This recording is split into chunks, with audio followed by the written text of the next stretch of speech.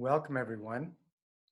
And we are happy to have such a large turnout to join us for a conversation concerning Aikido and what it potentially offers to the world that we're in, specifically now in the crisis that we're facing.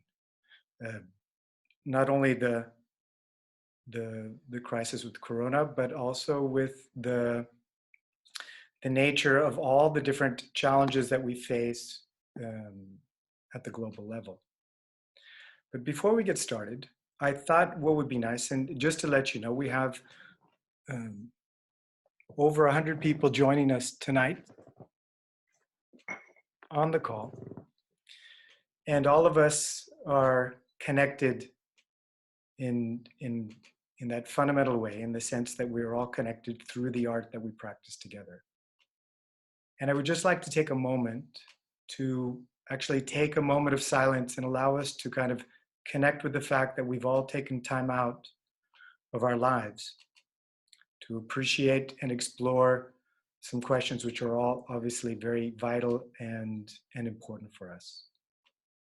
So we have people from all over the world, and recognizing that the thing that connects us is the love of the art that we practice. And I just would like you to kind of settle into that space, if you can, connect with your own inspiration around Aikido and the fact that you share that inspiration with so many people around the world. And just here, right and now, through the virtual space that we're sharing, if you can just connect in a collective way with yourself and with the community.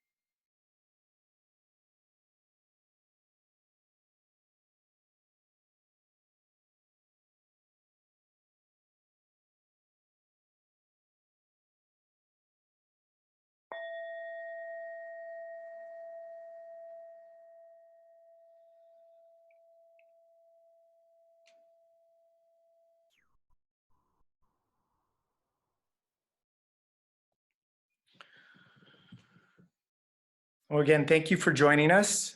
Tonight's session will be split into two parts. And from now until 8 o'clock, my co-moderator, Miles Kessler, will be helping me facilitate this evening's talk. And we have with our four guest presenters, all teachers that have committed to the art of Aikido for decades, literally. Many of them having trained in Japan, but all of them having trained with students of O-sensei, and their commitment to the art is something that's obviously quite profound and quite deep. I'm very happy to welcome Linda Holiday Sensei from Santa Cruz, and Daniel Messisco Sensei from actually, you know, I'm not quite sure where, Davis, that's correct, yes, from Davis.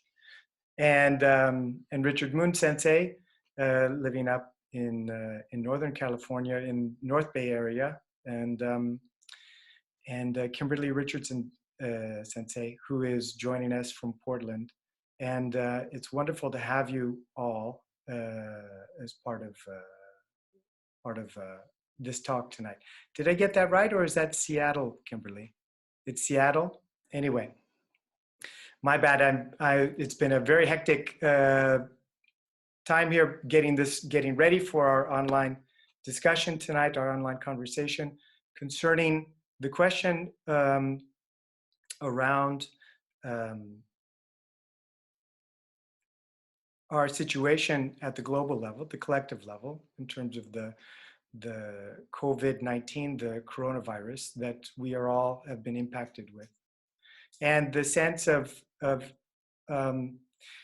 finding resilience, finding the capacity to handle the crisis that we are facing in a way that we move into a more creative and collective well-being for ourselves individually and at the level of our collective culture.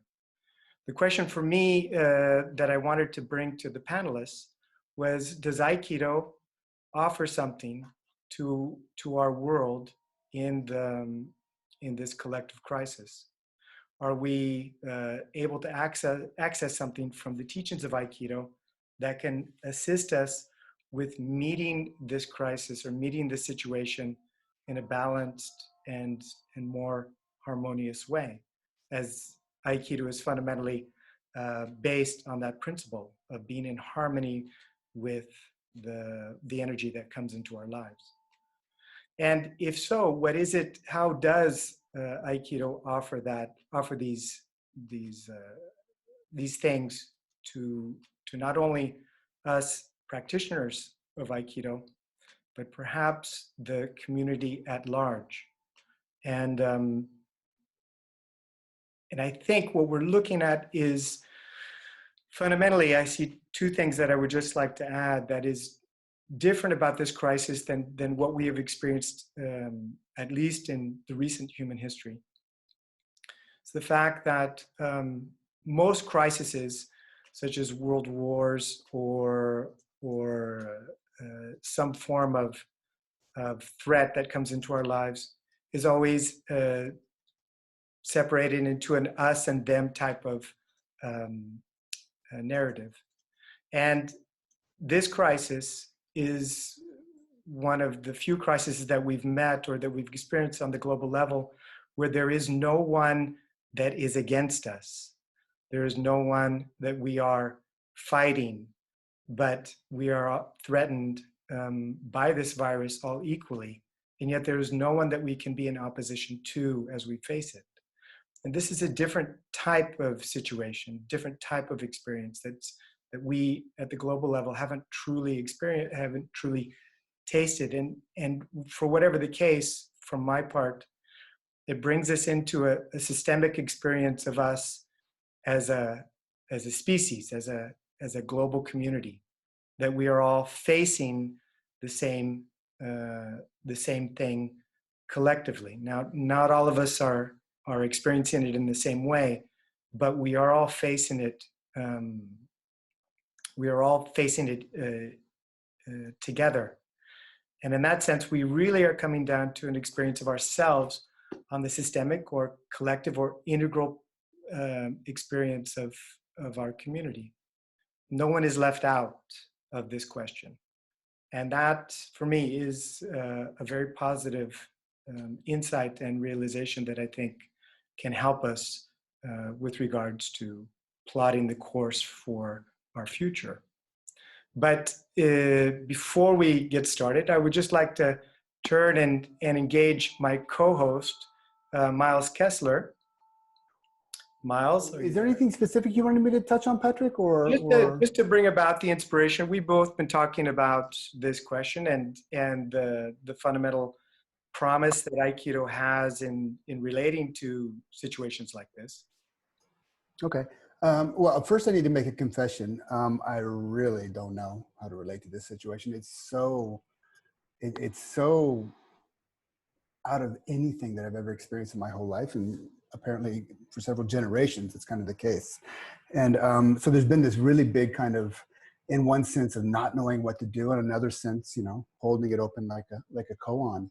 And for sure, you know, what I guess the place that there's two places that I fall back on. One is my own practice, and that's you know, that's like I guess all of us here on the call, you know, we've been, you know, practice is actually, you know, we get on a path of practice, and the path of practice takes us to the edge of our comfort zone, and maybe plus maybe 2%, something like that. So we get a little developmental tension going.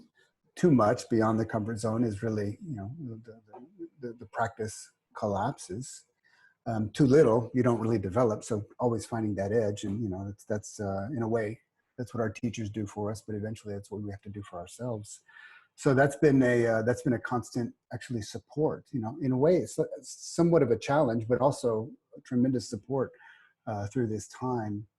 And the second thing that I've been in a way falling back on, and I've really been receiving the most nourishment, is these communal meetings. And you know, technology has really, in the last 10 years, but really the last 3-4 years, has made it a way that we can just come together and you know, still have these intimate meetings, even though they're not physical. They can be incredibly intimate, and those have been incredibly supportive for me through this time. And the whole thing, if I just kind of look at it all developmentally, you know, we do need some type of you know, what's so beautiful about our practices in Aikido is that we choose it. And because we choose it, because we choose to take on a practice that takes us to the edge of our abilities, our capacities, our competencies, we're empowered at that edge. And then when we meet a situation like this, we actually are not powerless, even though each and every one of us are quite literally victims to what happened with this virus. But we're not helpless. You know, we do have this kind of internal power, and that's actually been a beautiful support through these times. And I would say that, you know, the communal thing, in terms of, you know, what Aikido can really offer the world, just like any other developmental practice, I think you know, it offers a place to connect with universal principles, where we actually realize that, you know, like my deepest center and my deepest sense of connection and your deepest sense of connection is actually the same connection. And that's kind of where we really meet as one, even though in a relative sense we are all in this together, but we are experiencing it in relatively different ways. When we shift into our practice space or these universal perspectives, we actually realize that we are one. And that's kind of this, you know, this timeless, eternal place that Aikido was birthed from, and that Aikido can bring us back to. And the unique, I think, really the exceptional aspect of Aikido, which, you know, no other martial art really touches, is this positive sum relationship. That we're not practicing a zero-sum martial art. That we're that we are practicing a positive sum martial art, at least in practice, in philosophy, and in intention. Even though we may collapse down into zero-sum, whatever, relationships from time to time, we keep going back, and we're looking for that resolution. And that's what's unique about Aikido. And I think that's the unique feature that offers, because not only am I in crisis, not only are Aikido communities in crisis, my dojo, although it's coming back, the world is in crisis, and the world is going through its own resiliency. And however we move through this will be 100% determined by our own interiors, by each one of our individual interiors and the interior of our community, how we gather as a community. So that's my piece. That's really the nature of the question that we're facing and we're looking at is, what is it that Aikido can support, or how can Aikido support that interior development? And in reflection to how we move into a greater collective understanding of who we are and where we need to go, and in such a way that that honors the best of us, and supports that developmental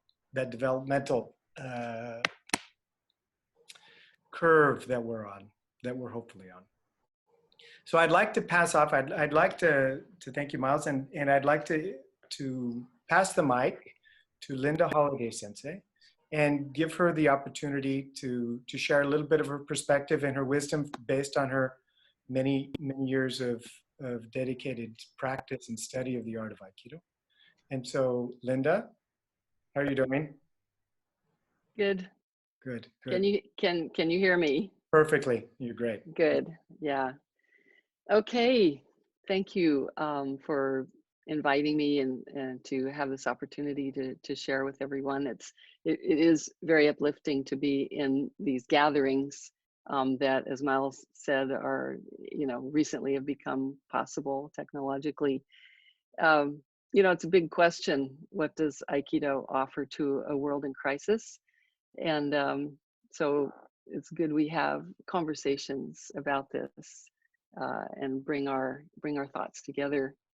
I want to start really with gratitude. First of all, gratitude to you, Patrick and Miles and Bjorn, for organizing this, and for the other instructors coming together, and for everybody gathered together today. I feel very grateful for the Aikido community. And, we are, the whole world and the Aikido community is in this unprecedented crisis time. And there's also been like this unprecedented outpouring of creative and courageous responses to the situation that we're in. And I'm really grateful for that. And I'm grateful for the practice of Aikido that I actually have been doing a lot of, and deepening and going into my practice and sharing that in new ways. And I'm really grateful for the way that Aikido practice itself, in all the different ways that I'm able to practice these days, it uplifts me and strengthens me. And I think strengthens all of us. And I want to express, I want to start with this kind of fundamental sense excuse me, of gratitude to O-sensei and to the depth of the teachings of Aikido, the foundational teachings of Aikido that are a great strength and inspiration to us. I was thinking that, with this question, what does Aikido offer? That if we only think of Aikido as in a limited way as techniques, physical techniques that we practice together with a partner and in a dojo, that it's really kind of almost impossible to answer that question. What does Aikido offer? What does Aikido offer in a global crisis? What does Kotagaishi offer in a global crisis? If we look at it from that point of view, if we look at Aikido from that point of view. But fortunately, that isn't Aikido. That's the techniques of Aikido. That's certain methods of Aikido practice. But the actual, I guess, what I want to offer most today is just what I keep thinking about and experiencing is this fundamental sense of Aikido being a paradigm shift. Aikido being a practice and having various methods of practice that all have a paradigm shift embedded in them. And a paradigm shift is a change in a fundamental way of viewing something, of approaching something or doing something, a fundamental change of orientation, you could say.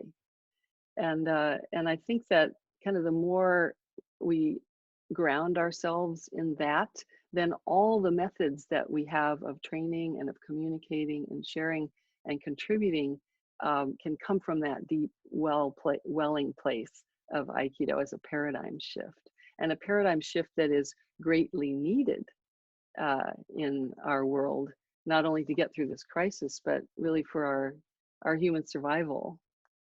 So I'm going to read some words of O-sensei and then just have them resonate with us, because this is what O-sensei, had to say in kind of the most central and fundamental expression that O-sensei had about what is this about. And so I've just chosen a few of these. And of course, O-sensei did not speak English, so these have all been translated by different people. Consciousness must be changed. Some techniques and a strong body are not enough. These are but instruments at the service of the spirit. Willingly begin the cultivation of your spirit. Aikido is a method of misogi, of purification. Through the practice of purification, you should continually forge the spirit of love and protection for all. The present world is chaotic.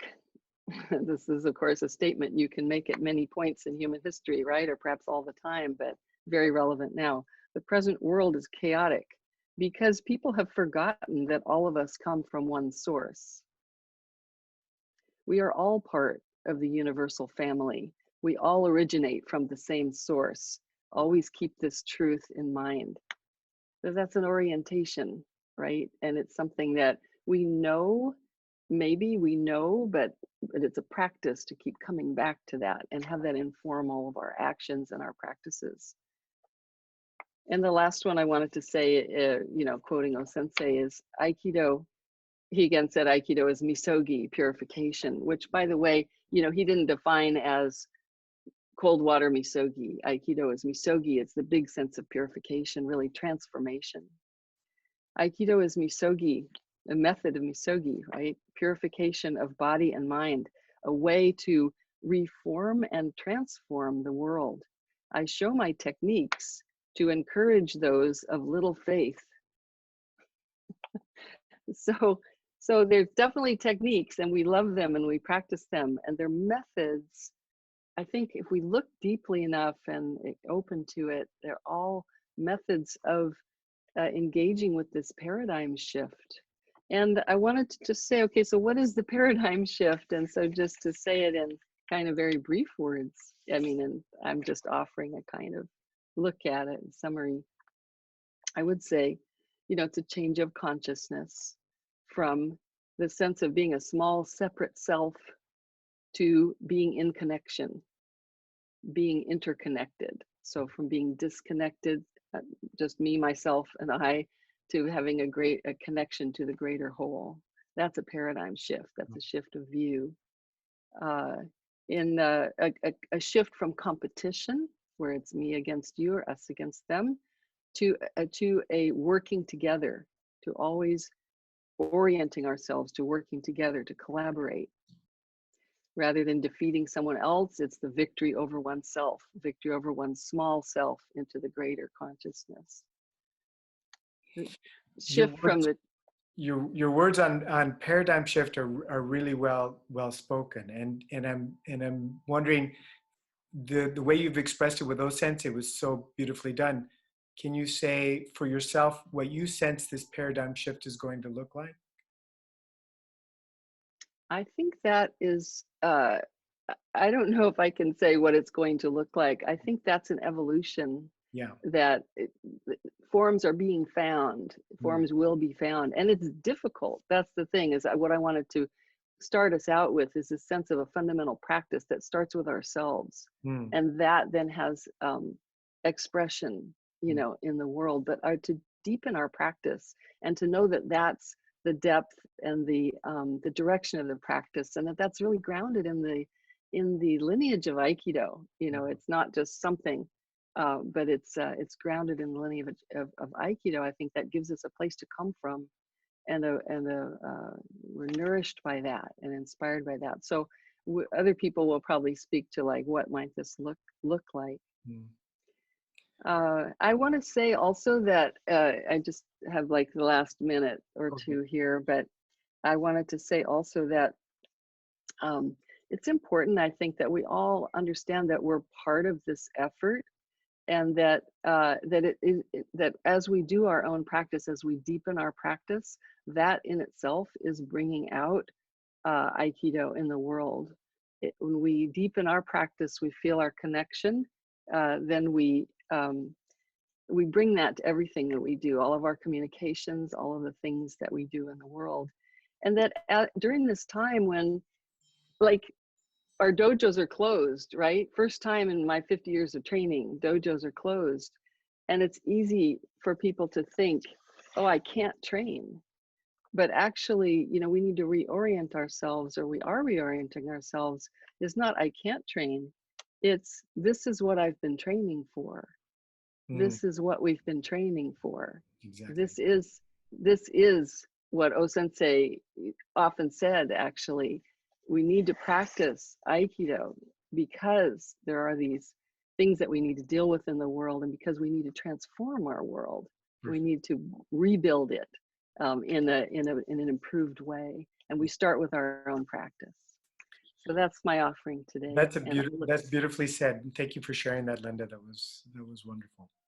Thank you. Excellent.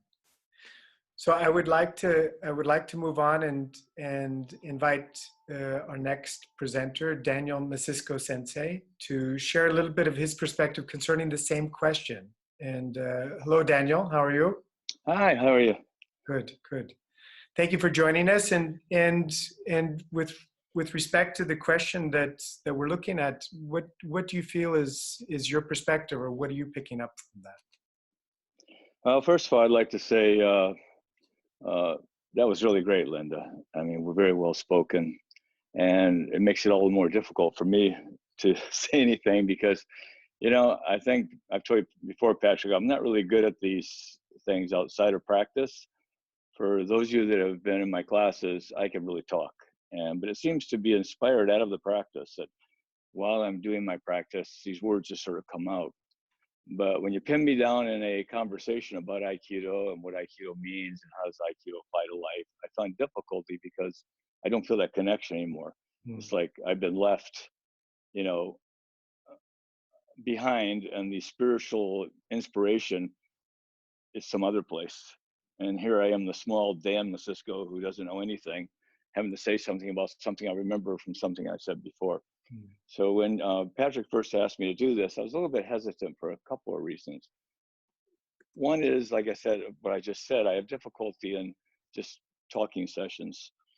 And the other thing was that just before this crisis happened, I was going through a life crisis about my practice in Aikido. I looked over the last 55 years or so I've been practicing and what it had done for me. And I was thinking, have I changed at all? Am I any better? Am I a better person? I mean, I can walk on the mat and do all this stuff and, say, wow, people are going to say, wow, that's really great and that's beautiful. And it really represents all the wonderful things about Aikido. But then I don't know if I really evolved as a person at all. And so I was going through this whole crisis of saying, if I just wasted my life, walking around like some kind of fake samurai or some martial artist or some spiritual seeker. And and so it was that point that this crisis happened. And so I decided, I had a number of people that had contacted me and said, would I do online classes? And I thought about it and I said, no, you know what I'm going to use this time for? I'm going to take a break from Aikido.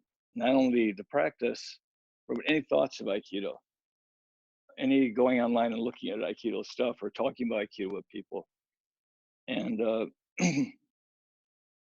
this is the first actually coming back and talking about Aikido, is this event right here. So I spent my time going on long walks with my dog and my family,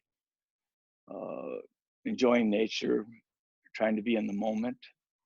When I thought of Aikido, I thought of anything would come up, I just sort of let it evaporate and go back to enjoying the moment. And hoping that I would get sort of a fresh start on everything. I think every once in a while you need to sort of step back from what you're doing and just completely get a fresh look. And the best way to do that is sort of let go of all the concepts you've had before. So that all being said, here I am now in this situation where I need to talk about what does Aikido mean in the situation today. Well, for me, Aikido has always been not some kind of thing that there's this Aikido thing and we use it, just like in physical practice. Okay, I'm going to do Aikido. I'm going to use Aikido for this, or I'm going to use Aikido principles for that. My Aikido is the sum of my life experiences, including my practice. And so who I become out of this is how I need to approach this, the crisis. And on a personal level, it's been spending time with my family, like I said, going on these long walks. I've lost 30 pounds, which is great. I've been walking 7 to 10 miles a day. I feel great about that. So I'm much healthier than I was before. I think before this, I was driving Uber and Lyft and sitting in a car, you know, like for 3 years sitting in a car driving people, and I got fat and out of shape. But I feel physically good. But all the things that Linda said, I mean, it's amazing. I mean, some people can put words together so well sometimes and just come across so well. And what she was talking about, a paradigm shift, you know, I've experienced a number of paradigm shifts in my life, in the practice. Probably the most important one was the paradigm shift to realizing that I am the Aikido. Aikido is not something I do, but all my practices led to, you know, what's in my skin and my bones and in my heart. And that if I am a better person, you know, if I am more forgiving, more loving, more caring, then maybe that's enough. That, you know, the daily encounters I make walking on my, you know, on my trips, my walks through the parks here, and I see people and I say good morning and smile at them and just have this full heart, this loving heart. You know, maybe that's enough. Maybe that's, you know, all that's needed is to have people feel your Aiki presence, your Aiki heart. And on an individual level and on a personal level, as you touch these people, maybe that changed those things, you know. I always remember from those who have read Siddhartha, I think it was Vesadeva, maybe the pronunciation, the person who rowed people across the river. Right. And he was just, that's what he did. And yet he had such a, every time someone was on that raft, you know, somehow his presence alone influenced people and moved them a little bit further along. They evolved a little bit more. He wasn't some famous teacher, and but the purity of his heart and the purity of his spirit affected people. And maybe that's what we can do as we go out into the world with the spirit that has come from our Aikido practice, that and moving among people and talking to people and practicing with people, it nudges people along as we're being nudged along by their spirit. And it seems at some, you know, point that's all that can be done. I mean, I looked at all the great teachers out on this panel today, and all of you have dojos, and all of you have gone out and done things and done this kind of worldly Aikido sharing. And I've done none of that. I've never had a dojo. I've gone to dojos, I've practiced, I've helped teach, I've taught seminars, but I haven't really committed myself to any, you know, Aikido community, I guess you would say. And so when I look at the world, what can I do for the world? I mean, can I go around with signs, you know, lead an Aiki life, Aikido's for you? I mean, I just don't see that being help at all, but just in who I am and who I hope to become, that like Vesadeva on the raft, in my life, I will encounter people, I will touch people, either on the mat or off the mat, and together we'll sort of become better people.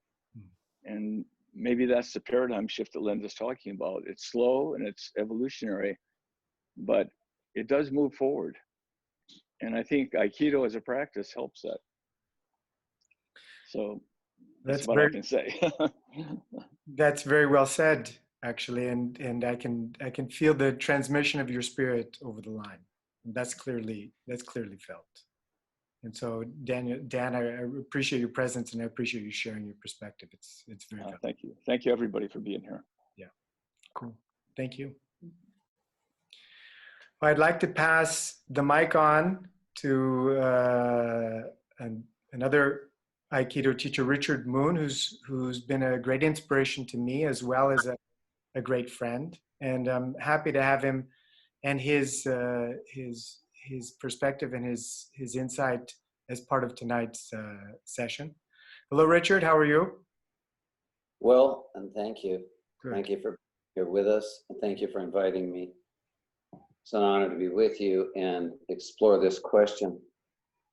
Let me start by asking you, if you would be willing, to take a deep breath.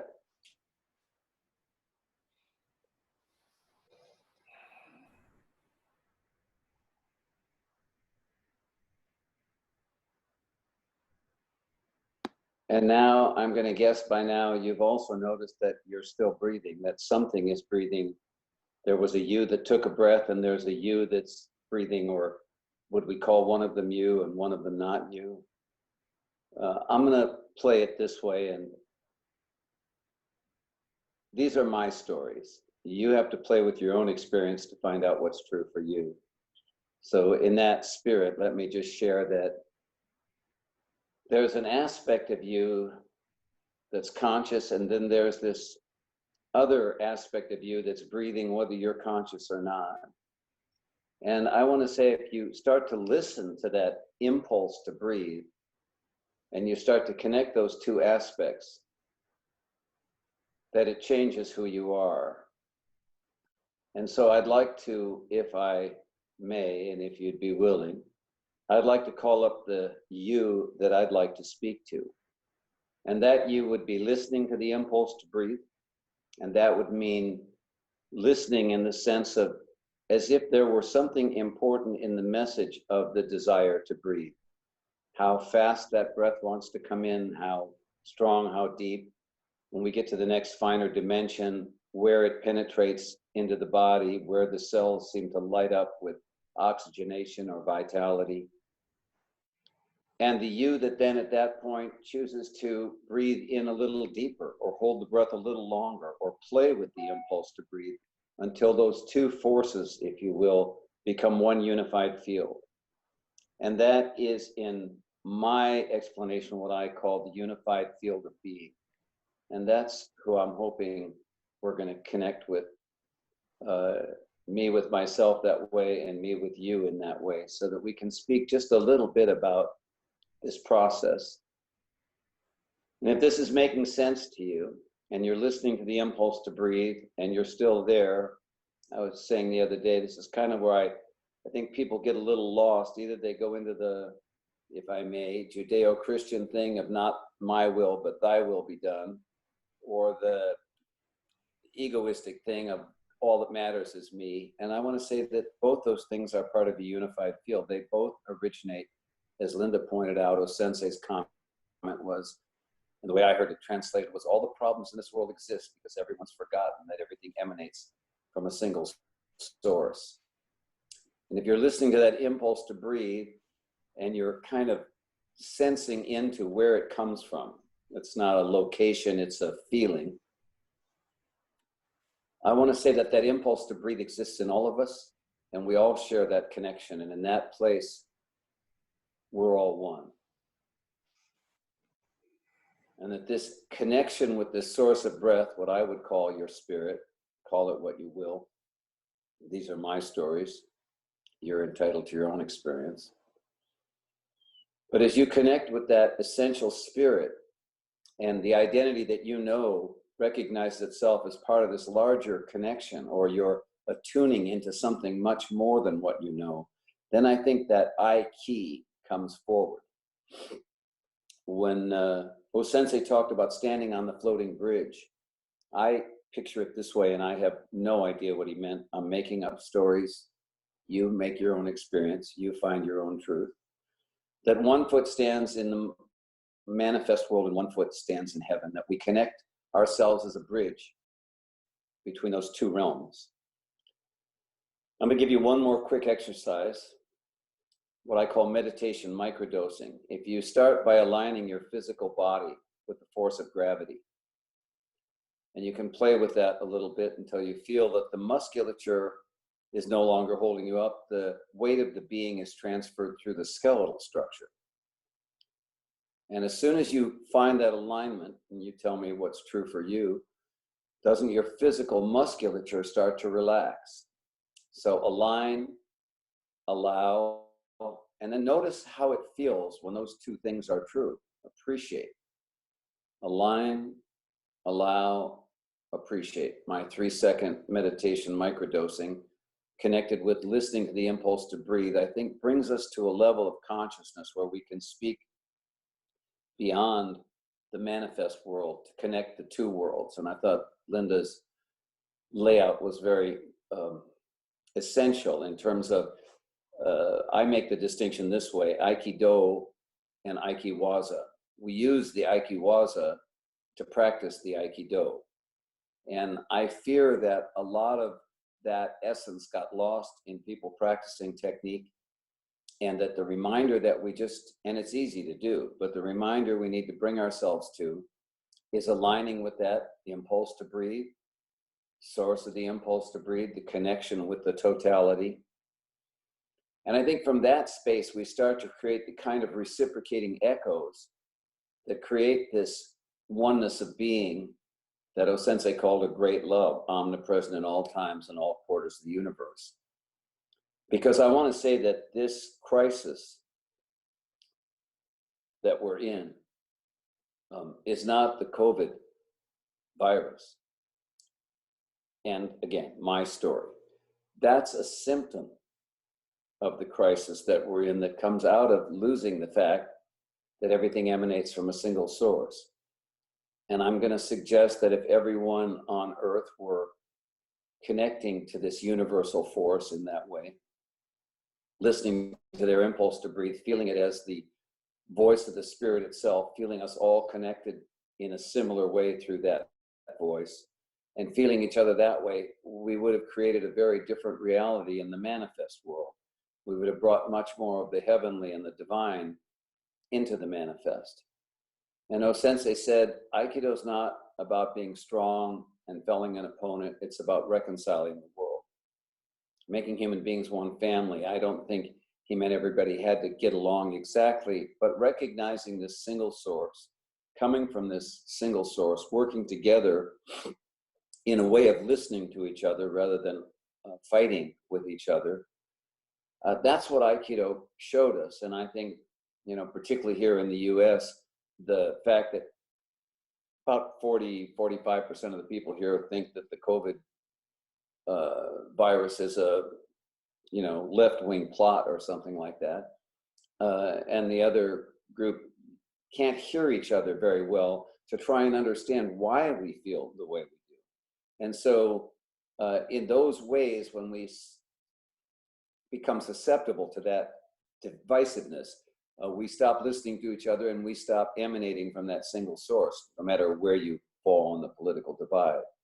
Coming back to your oneness, coming back to the sense that we all are connected to this spirit that breathes us, I think creates a reciprocating echo where we start to listen to each other in a way that we start to function in our, whatever happened when you did the breathing exercise, when you did the align, allow, appreciate, I'm going to say you were in a better spirit, if that word works for you.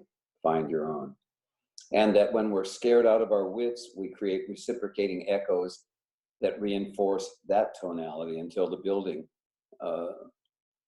walls come tumbling down. So I want to come back to doing your work with yourself. And the way that I want to encourage you to think about it is sensing into this connection with the totality. We lose it. We're looking for the knife to make dinner. We're trying to fix our car. We're trying to get somewhere on time or whatever.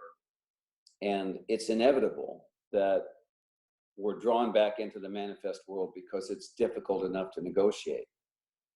But making the effort to align with the source of breath or the spirit or the totality or the force or God, however you like to think about it, remembering that connection and operating so that those two become one, as your intention to breathe and the impulse to breathe connect and become a unified field. I think we start to be able to create a possibility to divine this world in a way that allows us to navigate, to negotiate in the most effective way possible. And our time on this planet in the manifest body is limited. And I think that where I come from, what I share from my instructor, Robert Nadeau, from his instructor, O-sensei, from O-sensei's instructor, the Aikikami. And I always said, you know, I never really considered myself a teacher. I never thought I knew enough. But I've been around a while and I could help some of the junior students. Reconnect your direct connection with the Aikikami. Let that guide you in your interaction. And resonating the reciprocating echoes that create a sympathetic, a simpatico, a connected, a unified field of being between all of us. And I think at that point, when the world's more in harmony, like when a symphony orchestra is more in harmony, the music becomes more beautiful. And in the same way that when you're more in harmony with yourself, you act more intelligently. When we're in harmony with each other, we as a society, we as a culture, we as a species act more intelligently. And I don't think that's something you can do to other people. I think it's something that when you hit the D string on one violin, if there's another violin in the room, that D string starts to vibrate. If you bring in a vibration of love and harmony and inquiry and reconciliation, then those higher angels and everyone else start to vibrate. Yeah. And I think I'd finish there. You know, I'm very appreciative of your ability to get people to access that space within themselves so skillfully. And I think that's one aspect of allowing ourselves and giving ourselves permission to be able to do that. And an important part of what potentially Aikido offers us as a direct link with our own universal nature. So thank you very much for sharing that. That was well done. Just to leave everyone with this thought that you know very well, Patrick. I don't study Aikido as a martial art, an art in the realm of Mars, the god of war. I study Aikido as a Venusian art, an art in the realm of Venus, the goddess of love. Yeah. Well said. And we'll leave that there. Thank you for sharing that, my friend. Thanks for having me. So our last presenter, Kimberly Richardson Sensei, it's wonderful to have her join us with everyone here.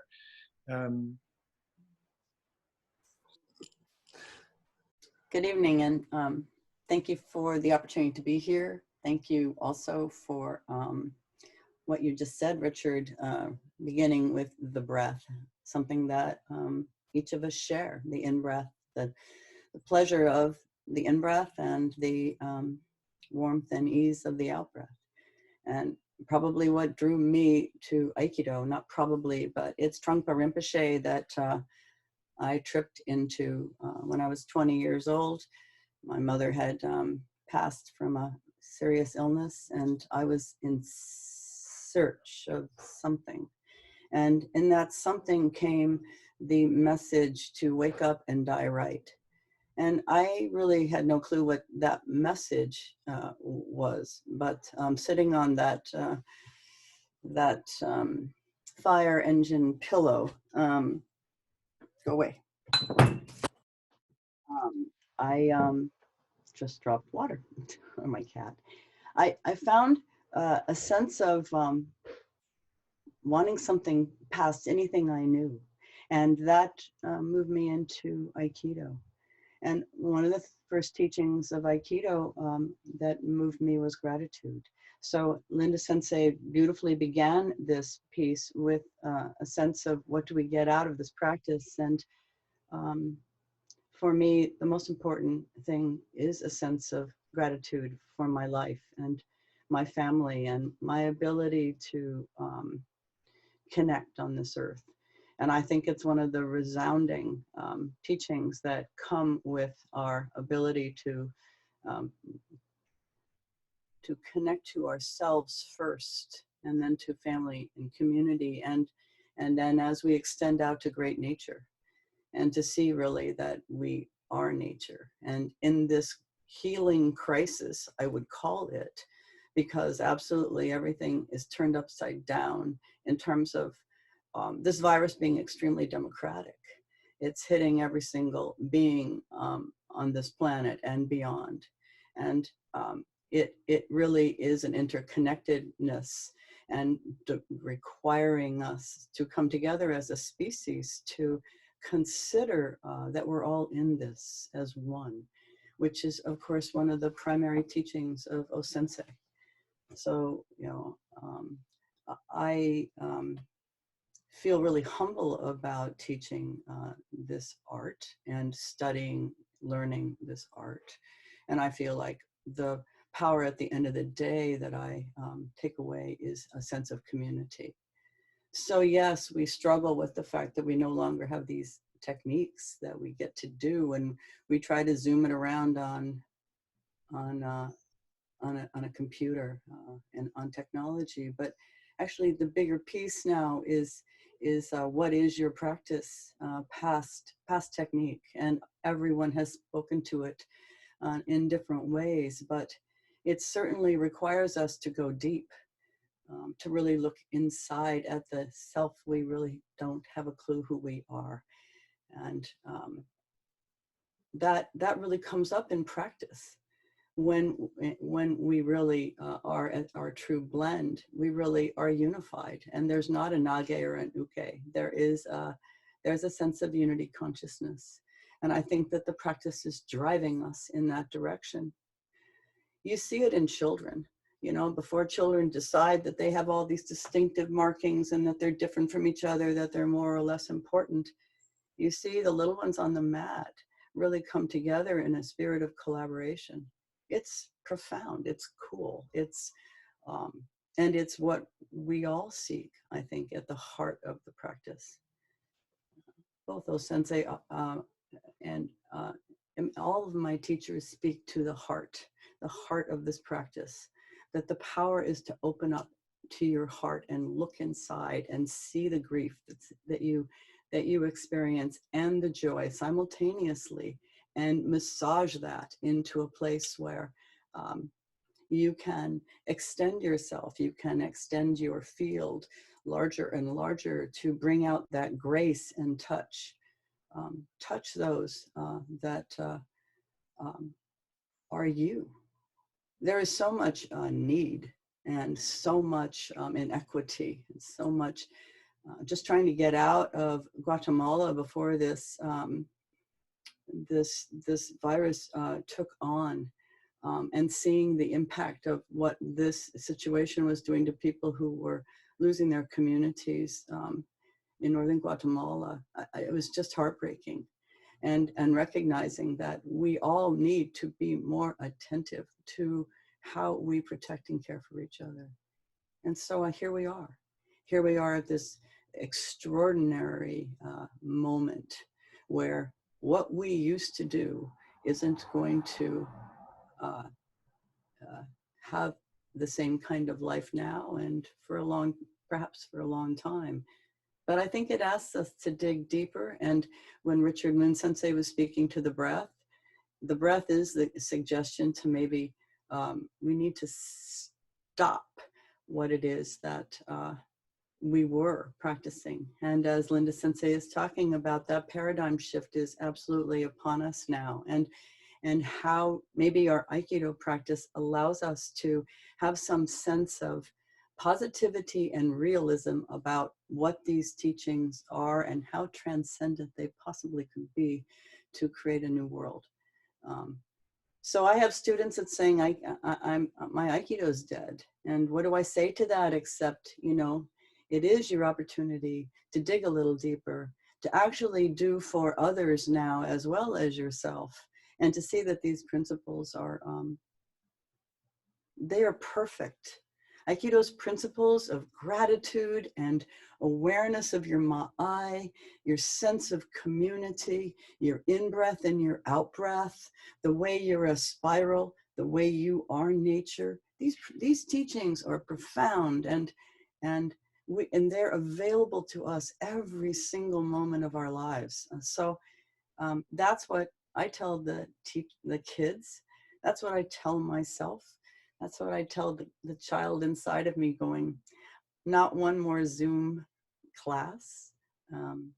But look at what happens now. We are getting together all over the world. And I'll stop with a story, or end with a story about my first experience on the mat was at Naropa University with a woman whose name was Sibylla. And she was a teacher of Yamada, a student of Yamada Sensei, and she was running these classes at Naropa. And I know that I heard from someone somewhere that she had passed away a number of years ago. So in this crisis, somebody a couple of days ago wrote me and said, you know, I was the co-teacher with Sibylla, and I saw an article you wrote about your first moments in Aikido. And I want to tell you that about Sybil and about myself, and I want to connect with you. And I thought to myself, this connection happened 1,000 miles away. Like, it didn't take Aikido touching Kotegaeshi Shihonage to make that happen. That connection happened because we're aurically, metaphysically connected. And that gives me some sense of hint to how it is that we will connect deeper, right, and love harder, and be more grateful. It's where you're sharing, it resonates very strongly with me, and I feel like what you're pointing out with regards to awakening the heart in Aikido, the strength that the heart has in facing the conflict and the crisis and the challenges that we're experiencing both individually and collectively, and that the heart is actually a source of strength in these times. And how to be able to honor that dimension of ourselves so that we can fundamentally function with a greater heart. All right. Thank you for coming back and joining us for the second half of this online global conversation on the question, what does Aikido potentially offer? What does Aikido offer our world as we face this collective crisis? And there were a number of things that I wanted to kind of touch upon with regards to what our presenters had said and shared in such a beautiful and authentic way. And I think the comment by Linda Sensei on the necessity for us to make a paradigm shift that allows us to recognize the interconnectivity and the interdependence that we actually all are experiencing and are part of, in the same sense of what Richard Moon was referring to as realizing that we are all coming from the same source. But to make that a reality for ourselves, to bring that into a tangible experience, I think is a part and a gift that Aikido potentially can offer us. As we are looking at the nature of how Dan Messisco Sensei had pointed out, that this virus, in a way, has brought us to a place where our structures, in terms of society, in terms of how we organize ourselves, have started to disassemble and to deconstruct. And it felt very poignant, as I think what Dan has experienced and what I feel resonates with me is that realization that we are actually individually also getting deconstructed.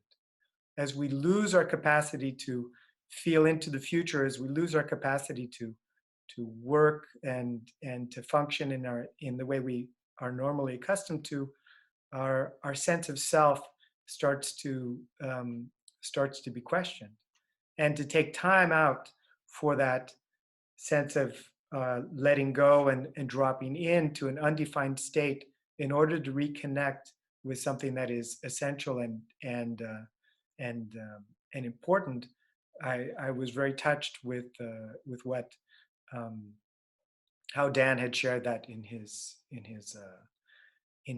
presentation, and as well as what Kimberly had mentioned with regards to engaging the heart and opening the heart and feeling that collective sense of who we are at the level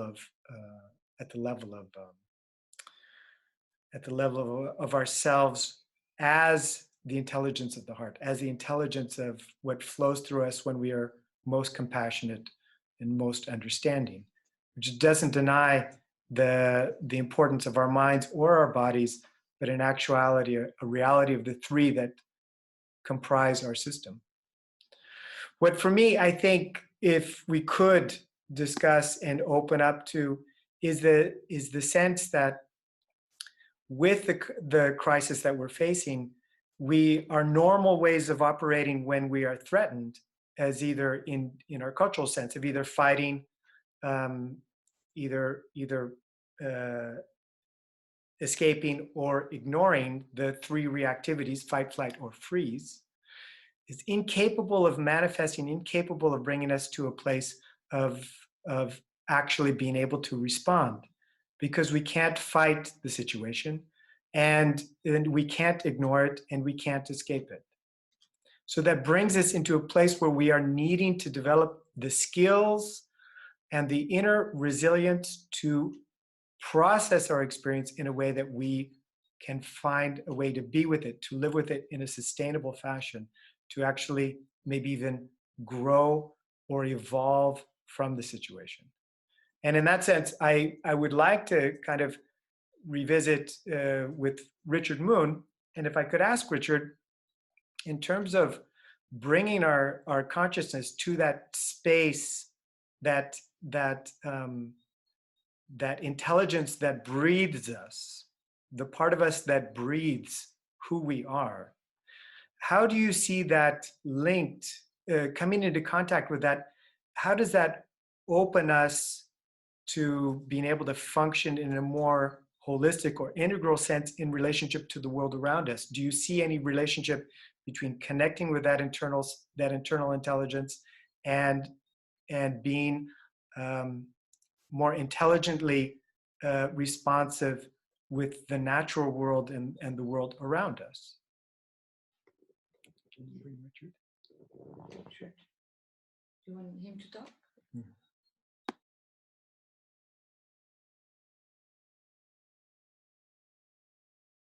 There we go. Okay? If you can hear me okay? I'm not hearing you now, but I think that the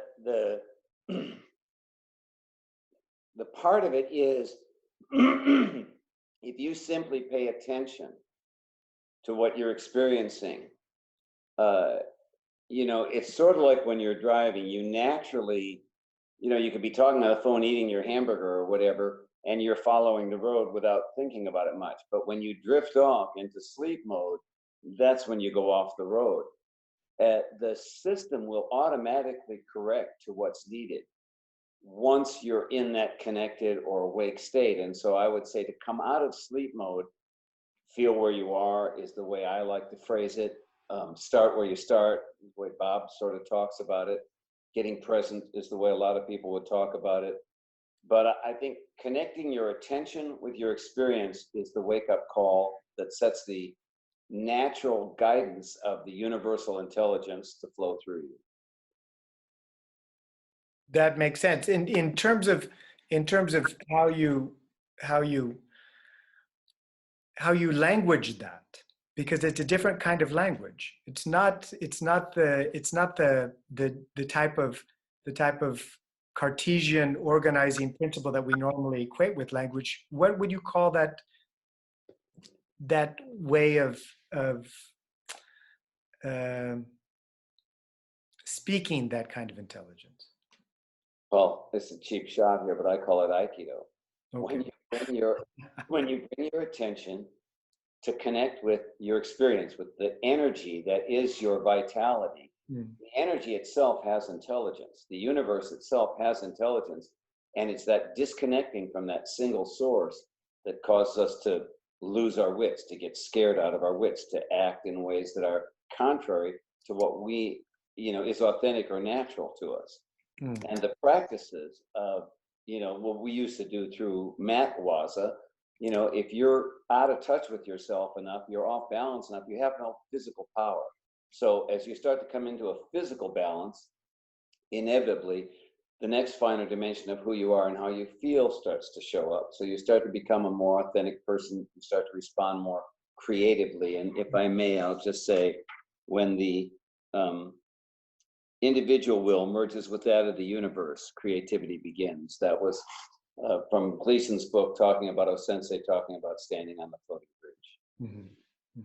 The universal, when the individual will merges with the universal will, creativity begins. And that natural creativity, it is our most natural state.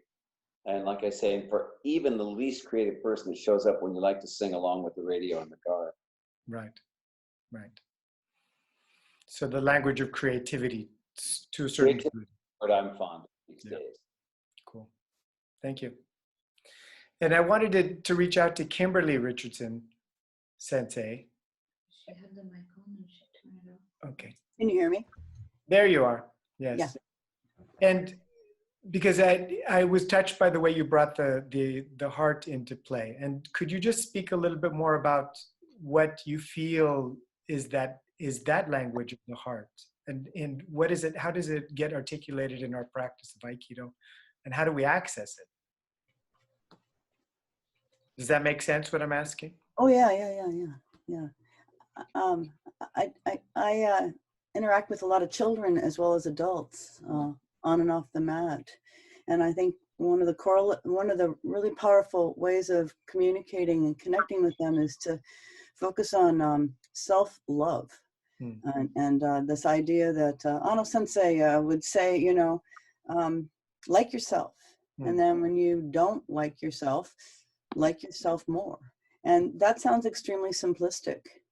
But the truth is that if we can like ourselves, we can like somebody else. And if we can like somebody else, we can like somebody else. And that capacity to develop this apparatus in our beings extends out as maybe deep compassion. And deep compassion connects to a sense of deep centering.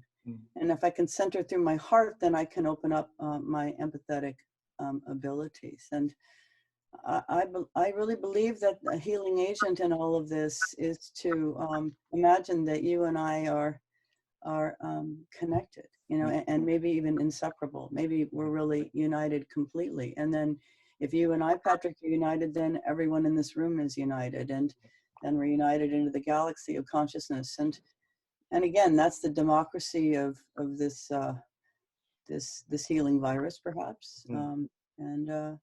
And as well, it's getting away from thinking it through. Can I just ask you a question, Kimberly? Do you experience a shift in your physical sense of being when you open and access that level of heart? I absolutely practice to feel that. Yes. I step on the mat with the bottoms of my feet, and I move the key up from my lower body through my heart up into my higher consciousness, and I try to pump a sense of loving kindness. I literally practice that on a daily basis. Great. And so it was on the mat, but I mean, obviously off the mat too. But now it's doubled, tripled, just in meaning and gravity, because of all the ways that people treat it, from joyous to the most grievous about loss and etc. So the heart is where the answers lie, I think. Cool. Good. Thank you. Thank you for elucidating that a little bit more. And if I could maybe go to Daniel. Dan? Yes. Oh, can There you hear me? Yeah. Okay. Yeah. I was very touched by the way you expressed and related your experience of, in a way, letting go of the practice of Aikido to see where you were at. And that takes a lot of courage, actually, specifically for those of us who've invested so much of ourselves in the art and in a way have identified ourselves with the art, that if we allow that to go, we're taking a risk that we may reassemble into something that we don't recognize. But you expressed it in a beautiful way. And I was just wondering if you could say a little bit more about that, because I feel that that's a big part of where we need to go in order to be able to move to what Linda Holiday Sensei was saying about a new paradigm, is that in a way we have to be willing to become deconstructed, so to speak, before we emerge into another form of who we are as Aikido practitioners. And the way you expressed it seemed quite touching. So I was hoping you could maybe share a little bit more about that. Yeah, I think, one of the fears we have of letting go of anything is that we're going to lose it. Hmm. But how can you lose something that you spent so much of your life doing? I mean, the real Aikido is not something up in your head. It's Hmm. not all the, this is what Aikido is, and that's what Aikido is, and this is what I believe Aikido is. It's already in your body. It's ingrained in you. It's built into you. Every cell, it's there, and you can't lose that. Right. So when you let go of what we conceive of as Aikido in our head and all Yeah. our memories. And I did this and I did that. And it's this, and I believe it's that, and I believe it's not that. And he said it's this, but he doesn't know what he's talking about. And you have all this stuff going on in your head and all this, and then you just let go of it all. And it's very scary. Again, when you let go of anything, you're afraid you're going to lose the essence of who you are. I mean, isn't that what our fear of death is? Right. Is that we're going to let go, and somehow we're going to, the important things are going to be lost. Right. And those things are not that important. Right. There's the eternal. And so I think with what I've felt from this, by letting go of Aikido, I realized that there's certain things I can't let go of. It's ingrained in every cell in my body, has Aikido nature to it. Mm-hmm. All the accumulated experiences I have, but I'm sort of cleaning out the cobwebs, getting rid of all the unnecessary stuff, my concepts, my preconceived ideals. I'd like to go back to what you were talking about earlier about the empathy too, is that I find myself realizing there's different types of empathy. For example, I'm watching a TV show and suddenly a commercial comes on about, the children's cancer or people starving, and I feel this pain in my heart. I want to do something. What can I do? I've got to do something. All these poor children. I mean, even the dogs, the suffering dogs, it just really hurts. Mm-hmm. And then the commercial's over and I go back to the TV show, And so that's sort of temporary empathy, But if my child falls and hurts themselves, that is direct, real empathy. I mean, you feel it, you feel it in yourself because of that connection you have for your children or a loved one. And I think that, as Kimberly was speaking about, there's this greater empathy that you have no choice. That when you reach a certain level of connection to everyone, you feel the pain all the time. You are the world. There's no escaping it. There isn't these children suffering over in Africa or that's you suffering in Africa. That's Right. you having cancer. You're the parent of that child crying, saying, my God, my baby, why? And that kind of empathy is not like the TV commercial, it's something that comes through spiritual development, from letting go and making, I think in Buddhism, they talk about compassion, and, you can't fake compassion, it's the basic, at the point of total release of that, who you think you are, the compassion is just a natural state of that presence. You don't turn it on or turn it off. It's part of who you are after that. And so I think, the path to this is difficult because the path is, in a way, is facing your death. Yeah. There's no way around that. I mean, every concept I've had in my life, every ideal about Aikido or anything, always brings me to the edge of the cliff. Right. And the voice inside says, step off, Right. And I'm not surrendering to death. I'm surrendering to life and death. Yeah. Both of them. You surrender to whatever is. Nice. And so this, I just, I'm not in a hurry for this, to happen. It's going to happen anyway. I know at the end of the road, it lies waiting for me, Yeah. the cliff. I'm going to be standing there on the cliff saying, should I jump? The cliff will crumble beneath me. Right. And so this is, I think this is, for me, stepping back from Aikido and realizing that I'm not going to lose anything by letting go of it. Yeah. I'm not going to lose anything by letting go of everything else in my life, not just Aikido. Yeah. But just letting go and surrendering to, the greater is, I think what you're pointing to is a collective experience that we're having as well right now. Sure. Both in the sense of that we exist as a global system, and that we are connected and in a certain level experiencing ourselves. What I have put it is that there's an experience of myself as an I, but there's an experience of myself as a we.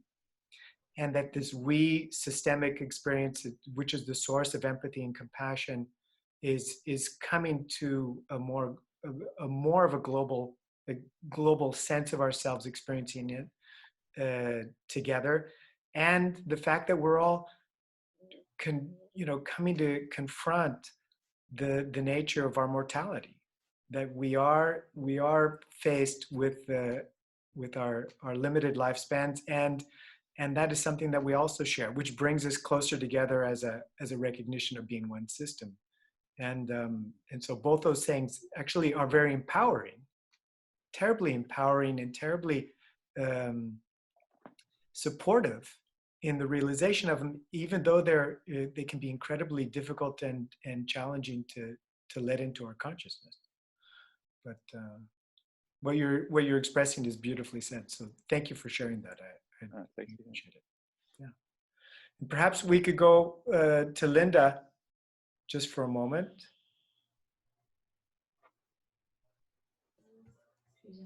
She hasn't spoken. Okay. And can you spotlight her?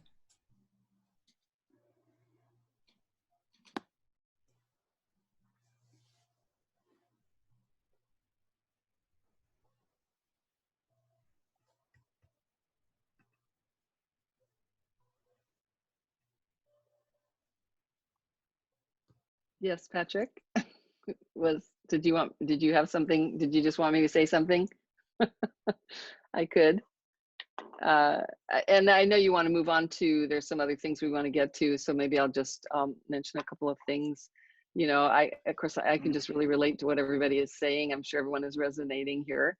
And Dan, when you're talking about, and Patrick, about the sense of loss and mortality and all that, absolutely. And there's also, it's like I think Kimberly was talking about this, holding the grief and the joy or the love simultaneously, and I'm feeling that very intensely these days. This whole coronavirus situation seems to be a real intensifier. Everything's intensified, and so I've also been having the experience of these unexpected gifts. The unexpected gifts of intimacy and connection in this situation where we are physically, separated and the dojos are closed, but there are these amazing gifts of connection.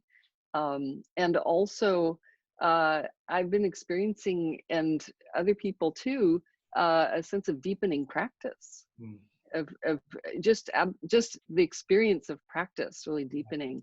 And I'm doing different practice, more practice. I'm doing more misogi practice. I'm doing more weapons practice. I'm doing more solo practice, and also thinking a lot, studying, and then bringing that to other people. And that's just been so fruitful and inspiring also. So it's quite a period of opportunity. There was one thing you had said before that I had wanted to ask you. It was concerning the nature of this new paradigm that you had mentioned, and the fact that and you had expressed, it's a common phrase that Aikido is not meant to be competitive. Aikido is non-competitive.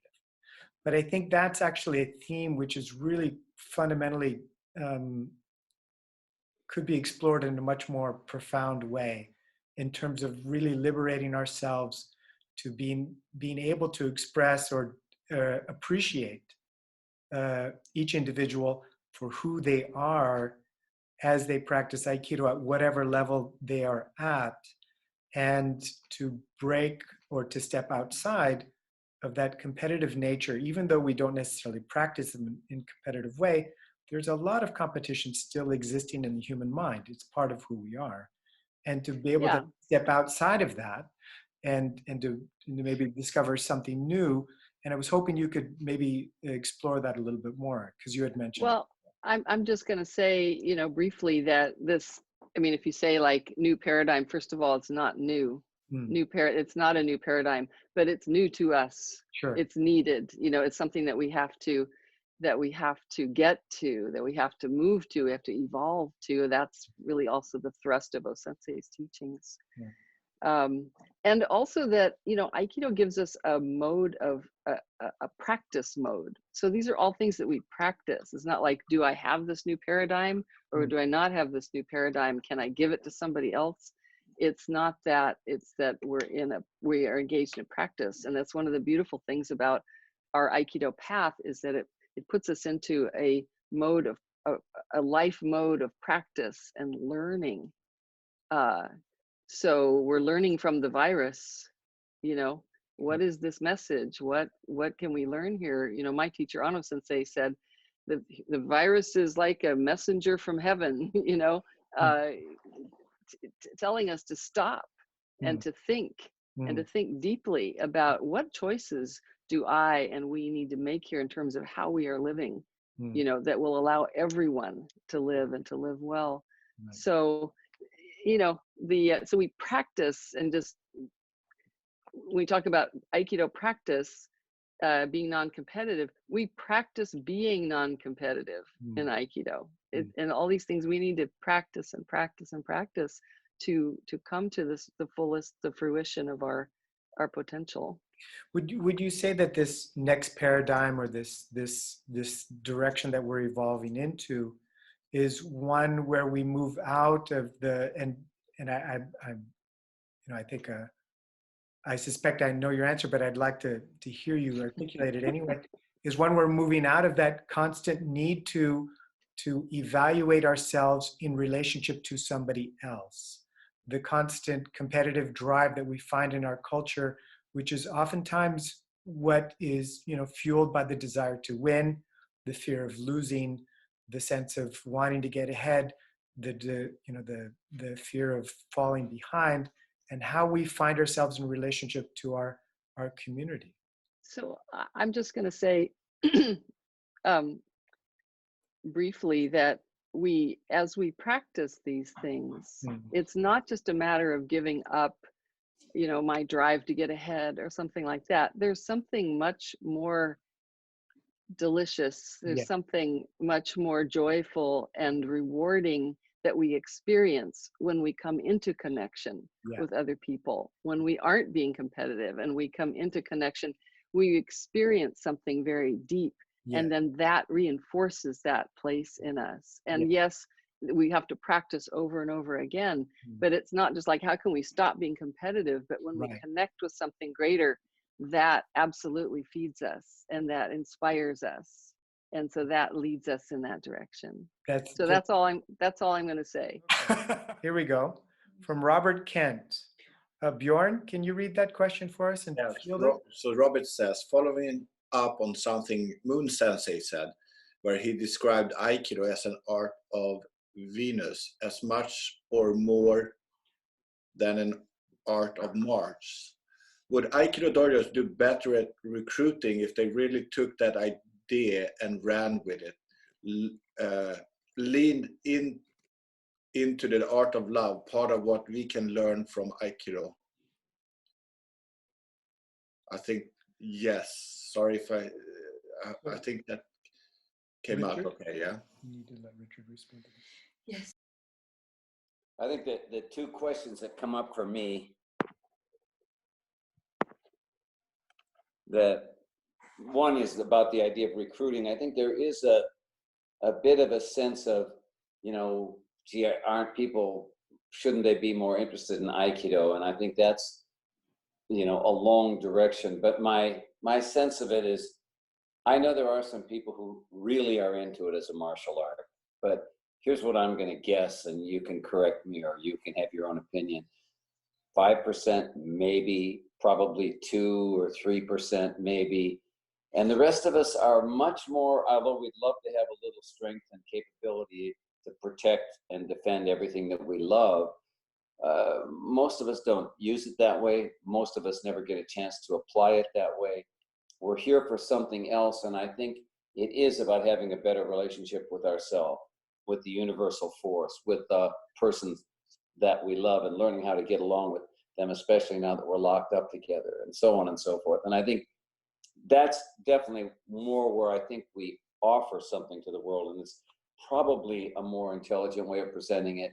And I have to leave this with, I was just speaking with Bob yesterday about the fact that I think it's not just Aikido that's seeing a loss of interest. I'm guessing all the popular mixed martial art, Brazilian Jiu-Jitsu things everybody's seeing that now because there's an entire shift in consciousness preceding COVID.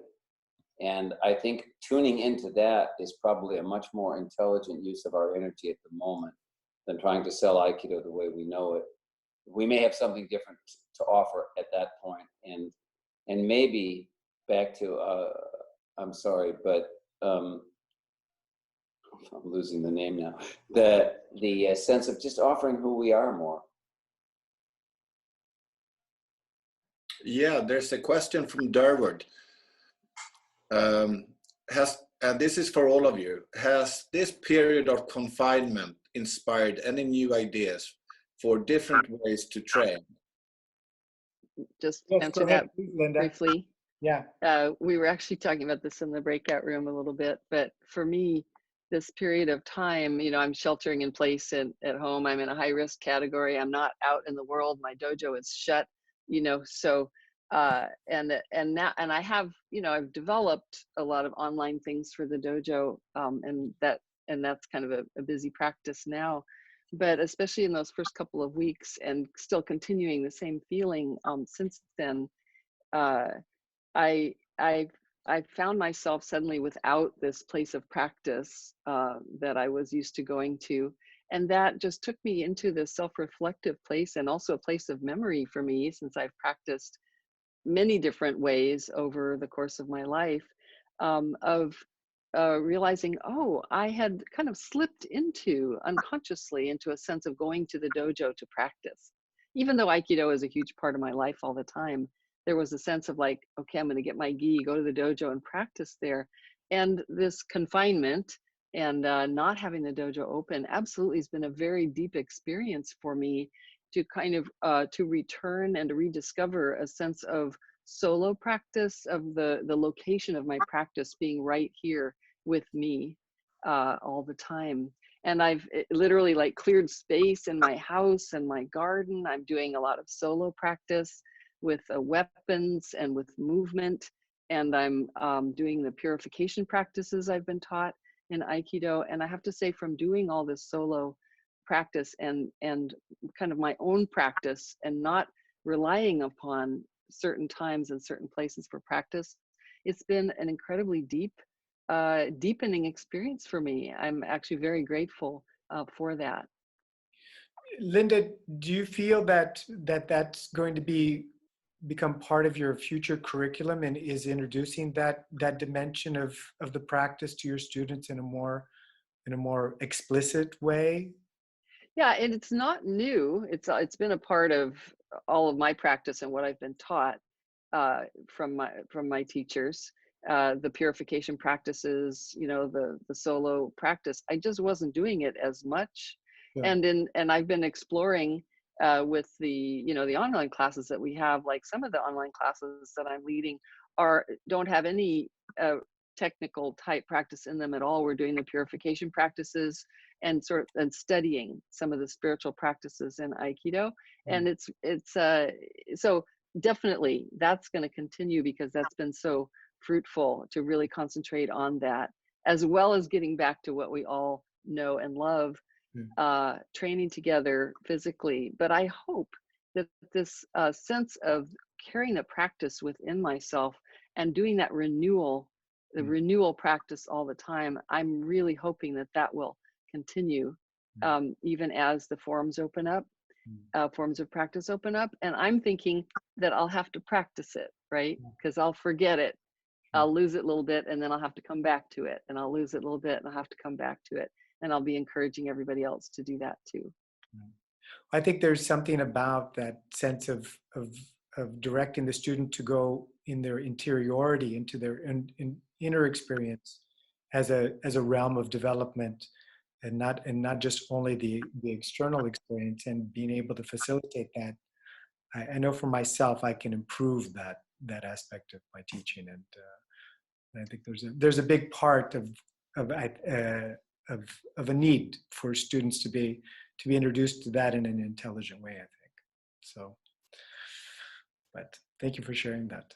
Yeah. Well, two thoughts, if I may. One is we always practice imaginary ukes. Even when we were training on the mat, we would take moments solo and have imaginary ukes and then back to it. So that in a way has been part of our practice the whole time. But the other piece that I think, you know, I've always emphasized is trying to encourage everyone to study directly with the Aiki Kami, to find some direct connection with becoming their own conduit to the divine source of Aiki. And that the teacher can help you open that door, but you have to walk through the door. Right. Thank you for sharing that, Richard. And I think there's something I like what you say, because it opens everybody up to that possibility, not just the black belts, but everybody is given that doorway. And it doesn't, connecting with that kami doesn't mean that you become a sensei. It just means that you're studying with the same source that he was studying with. Again, that he was very emphatic. I think Bob said he was explicit. He wasn't trying to create martial artists. He was showing you through martial arts what was possible for each of us to become more fully who we are. Cool. That's great. And there's Rinske has something from her subgroup. She says the desire to win, etc., comes down to something deeper. See me, connect to me. So practice the art of connection, empathy, is stepping ahead on the path. In this time of social isolation, Aikido can offer presence of connection on a deeper level, even without physical contact. Being with the heart. It's coming from the group, their group discussion. Response is what do you see is the difference or the similarities when we talk about dojo and when we talk about community? Are dojos essentially communities? And if so, what is the nature of that? What is the nature of that community? How does it function for you as teachers? Whether you're running a dojo or it's just a class or a seminar, for you? What is the nature of that community? I nominate Kimberly Sensei because she has such a beautiful sense of community in her dojo. Thank you, Linda. I think that we're the community. We have buildings, and but at this moment, my community is every single person that I have been training with for 2 months or 40 years, and I personally really work to maintain a heart connection with those folks, and also I try to connect with them and see what they need and how they are. And I know that so many deep relationships have been formed by people in the community. It matters. So yes, people are in a crisis about that they don't get together to see their community, and they have to go deep into their interior to be able to connect. Yeah. And I really, really loved what Richard said about connecting up to the divine, and that, you know, it's a triangle up to the deepest teachings of all, which is our inner divinity and our innate enlightenment come together through community. And that's what we have really to chew on. And as Linda Sensei was saying, you know, it's about this deep personal misogi that we do together, whether we can see each other or we just have that communal connection of doing it as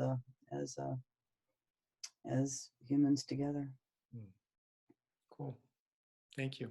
Thank you. So we're coming down to the end of our time. It's 9:15, and I just wanted to, since we had heard from everybody except from Dan. Dan Messisco, would you like to add a few final words to what you feel might be important concerning this evening's session and the question? Yeah, I think in going out into the community, I mean, I don't isolate myself. I'm in a high risk. I'm going on 74, but I do go for my walks, and sometimes I do go to the store. But people have to take the personal responsibility of wearing a mask and also the social distancing. But social distancing in its way is a practice of my eye. And I really feel it much deeper now. In the dojo, I would feel like, you know, I could sort of sense this working with my partner, but now I have this greater in my eye. For me, it's 20, 30 feet. I mean, I see somebody coming, I don't keep 6 feet between them. My inner voice says, move apart. And I just go 30, 20 feet. I get as far away as I can, and that just feels right. So I think we can also take this, you know, time and the things that we have to do to, you know, to live in this world with the coronavirus, to make that part of our practice.